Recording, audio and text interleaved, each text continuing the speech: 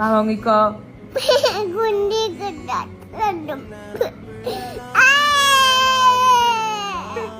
എന്തിന് എന്ത് തട്ടണോ? പപ്പഴത്ത് പോണെന്നാ ഒരു ദിവസം ഞാൻ വന്നിട്ടുള്ളൂ. 3 ദിവസം അവിടെ അല്ലേ? നാളെ പോവൂലേ? അത് എനിക്ക് പറ്റൂല.